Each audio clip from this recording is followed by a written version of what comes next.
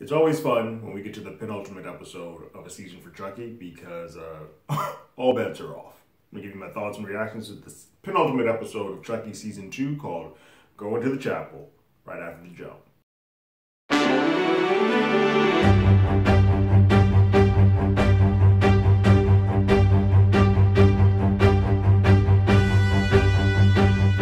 Hello everyone, Terrence here with Hollywood Already Did It. If you haven't already, go ahead, like, share, subscribe to the channel, leave a comment, ring that bell below. Anytime we have something, you will be among the first to know. This is batshit crazy. Like, this is nuts. There's a lot happening. But what's interesting about this episode is that it feels more like the season finale than I think the previous penultimate episode of season 1 did. A lot of stories wrap up, and it seems like, all right, we're going to end here. And you even get codas for some characters in this. And then the next episode, it feels like that's going to lead us to whatever we get to. It can be an end, or it leads us to whatever they decide to do for season 3 if they so get picked up. This episode picks up right after our beloved Nadine bites the dust. So they're sort of holding Chucky because Chucky's doing this back and forth like, oh, I'm so sorry. But we know now he's sort of playing a game. And as it goes along, this episode, we do realize that, yeah, Charles Lee's been sort of playing Jake and Devin this whole time. They come down the stairs and Dr. Mitchell's like, no, Nadine's definitely dead. And she's holding them at gunpoint saying, give me the dial. She lets them know immediately that that is the last Chucky dial. And we need that dial to move Charles Lee Ray into the dial.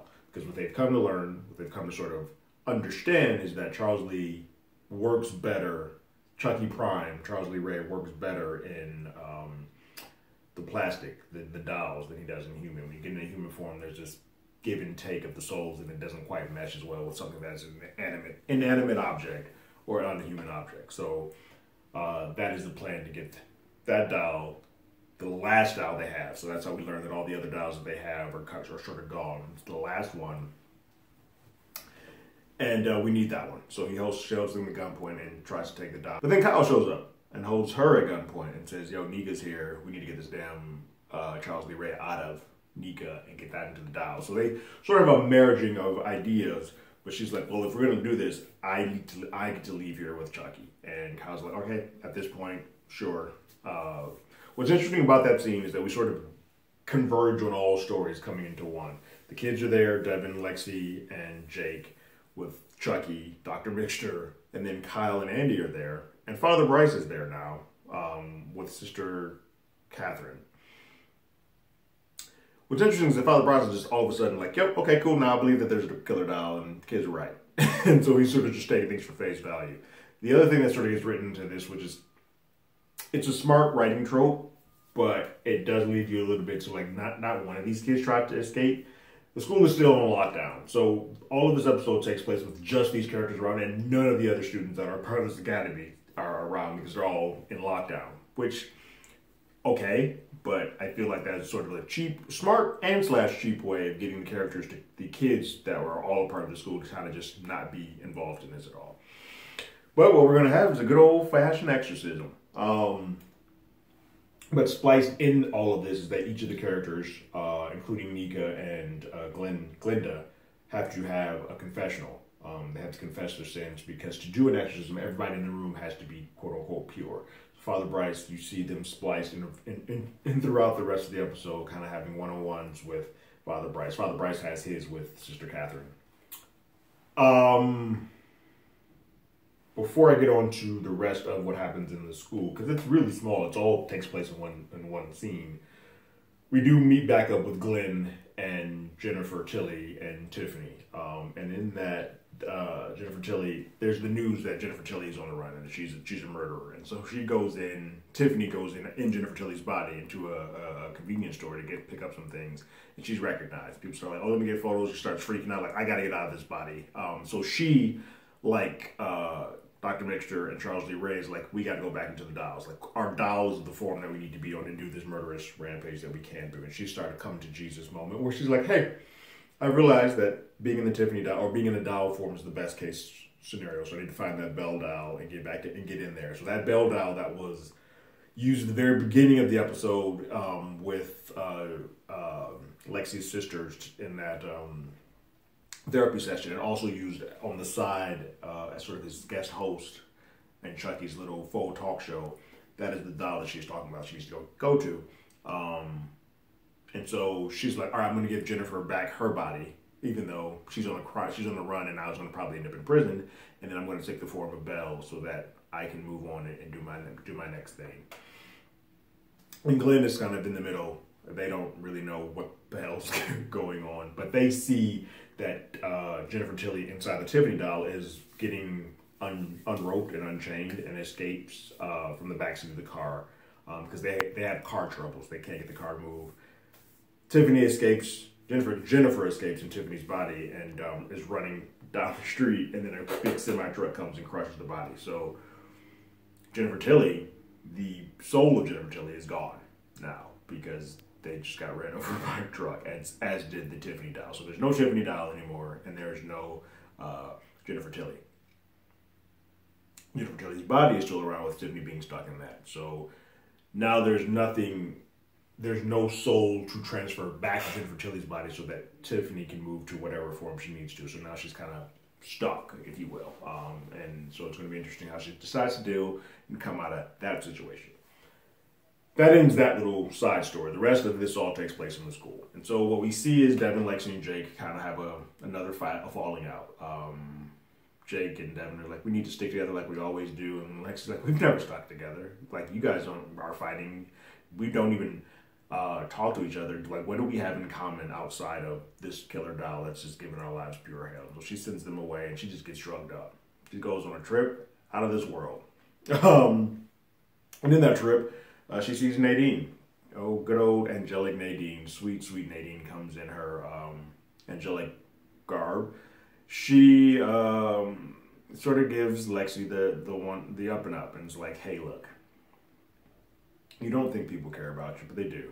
And you don't think you have any value, but you do.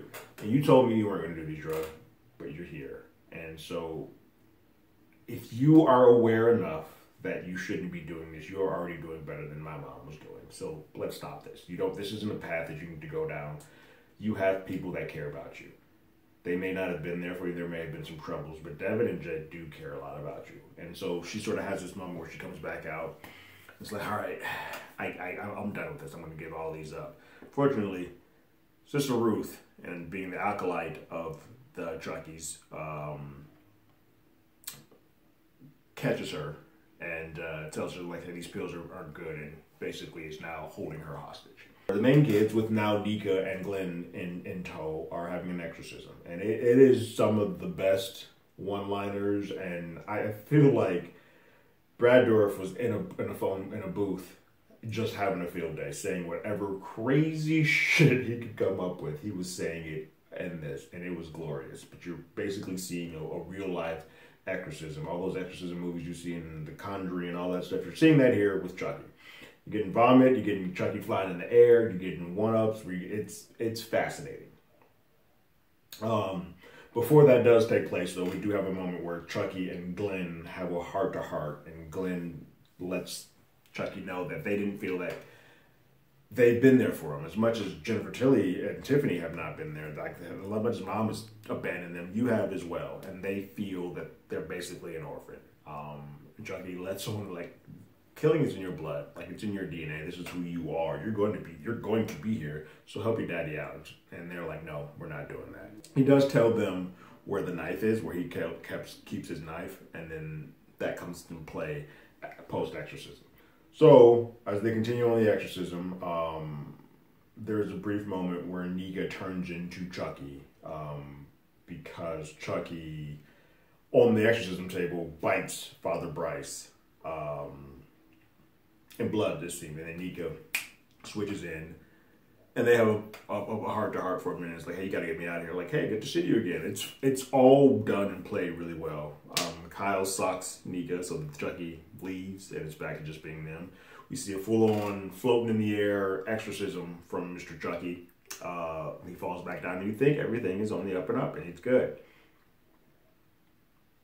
We then see that the spirit has left, the soul of Charles Lee Ray has left Chucky, the doll, and has entered into Father Bryce.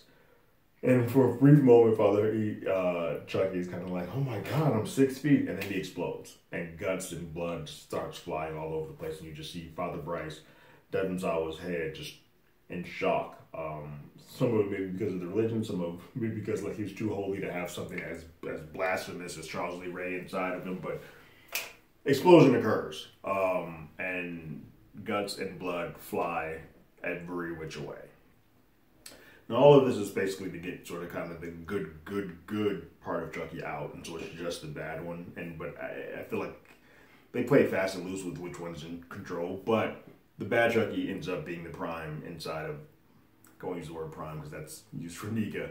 Ends up being the main one inside of the doll, and then Jake's off to the races. It's like, cool, this is my moment. He takes the Chucky doll and puts it into a vat of holy water and starts just choking it out, and is ready to just submerge it in holy water and kill it. Until Sister Ruth comes in with Lexi at gunpoint, and there's a decision to be made about whom does what. In that moment, Dr. Mixter grabs the doll because their Sister Ruth is working with them. They're all together. Dr. Mixter grabs Chucky and starts to sprint off. And Sister Ruth gets a nice knife in her eye from Glenn. They throw a knife, the knife that Charles Lee Ray, their dad, told them about. And it goes right into Sister Ruth's eye. Sister Ruth pulls out the knife and her eye is attached to it and she falls and dies. Then Andy picks up the gun that Sister Ruth had and runs down the hallway and just starts unloading clips. He gets the first shot off and it shoots the Chucky doll in the face and basically shoots off the jaw. The jawline is gone. And then Dr. Mixter drops the Chucky doll and sprints off, and then Andy just unloads an entire clip into that Chucky doll. You know those gang movies that end and you just see everybody just getting shot off? That's what happens with Chucky. It's funny. And so it is very much of the belief that it feels like that's the end. Everyone is kind of like doing their goodbyes to each other. The school is done. We're now leaving the scene of the school. That whole time for the season is kind of past. No one else is going to really be in the school.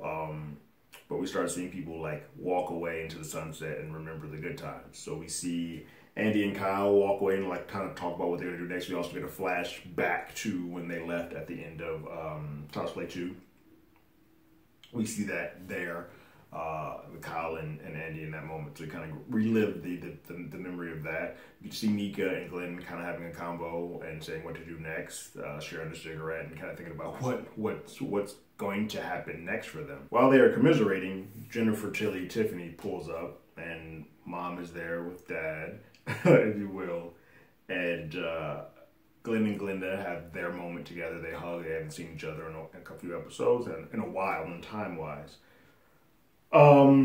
But Nika is ready to, like, we killed your dad's dead, Chucky's no longer, and Nika's like, I'm going to take out your mom, and she pulls out a gun, and attempts to shoot Jennifer Tilly, but not before Glenn, jumps in the way, and Glenn gets hit by the bullet, and Glenda runs over, and Glenda and Tiffany take Glenn into the car to try to get them to a hospital, for what has occurred. Last shot is of Dr. Mixter driving off, speeding off into the wilderness, if you will, but maniacally laughing like the old serial killer that we all know, Mr. Charles Lee Ray. So it feels like in that moment where she was running, or however this occurred, the soul of Chucky was transferred to her, and now she's holding on to it for better or worse until she can get that into an actual doll, finding a good doll at some point in time. So we've seen the sort of the preview for the next episode. It takes place and once the kids are all around the holidays. So it seems like we're going into a whole different season, a whole different venue, but we have to wait sort of till Chucky can get back, so Dr. Mixter can get to a doll so that she can put that into Chucky. So there was only one left. That one Chucky doll is gone, so now they have to go find another one. Tiffany is stuck inside of Jennifer Tilly until she can find some type of avenue out. Eventually, she's going to probably find a Belle doll. The kids, Glenn and Glenda, who knows what side they're going to be on, but they've always sort of been in this neutral zone, and hopefully we get a little bit more clarity on what side of the fence they decide to be on in that final episode. And I do hope, while it is good that they all made it, I think a great cliffhanger for season 2 before we get over to the next is that one of those 3 kids needs to be put into some serious peril. I hope it's not Lexi, because I feel like she's been through too much, but I think it would be better served if it was between Jake and Devin. And since Jake feels like he's the prime lead of this, I feel like Devin is the one to kind of get a little bit more in a dangerous spot. But there are so many other characters on the board between Andy and Kyle. Although it feels like the way that they were written, Andy and Kyle might be able to run off into the sunset. I think that felt like that was their coda, and we may not see them again. So I think this is now just going to be Jake, Devin, and Lexi's story, because it feels a little bit hamstrung to keep bringing them around all the time, other than Andy just wanting to get rid of Chucky. They now feel like Chucky's gone. So because of that, their story is sort of is wrapped. But a fun episode. A lot happens. It seems like it speeds along pretty quickly to get to a conclusion, to sort of wrap things up. This feels like the season finale of this season, and it feels like whatever we get from this point on is kind of like, now let's plant the seeds for what we're going to do next. What did you guys think about this episode called Going to the Chapel? Leave your thoughts and comments in the comments below. If you haven't already, you can follow us on Twitter at HollywoodADI. You can hit us up on email at HollywoodAlreadyDidIt@gmail.com. We also have a podcast with the same name. That's on Google Podcasts, Spotify, Apple Podcasts, any other place podcasts. We're there. And like always, I got my ticket.